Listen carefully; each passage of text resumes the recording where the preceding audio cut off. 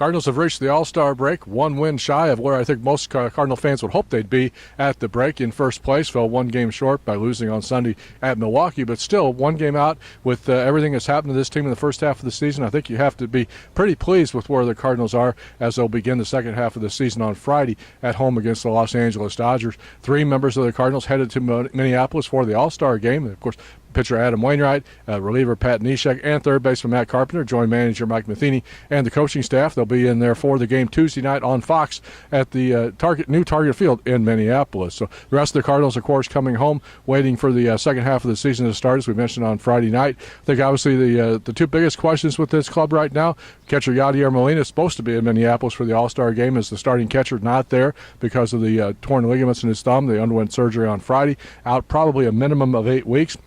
Depends on how quickly he can rehab and recover from that injury.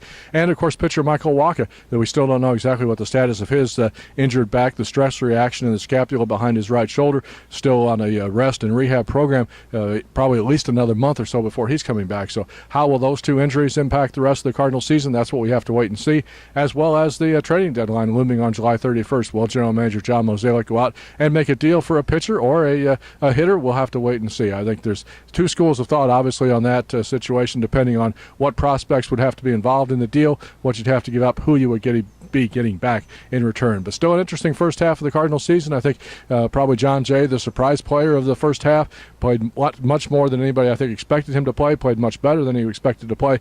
The 2 mysteries, the 2 disappointments, I think you have to put that kind of heading on both Allen Craig.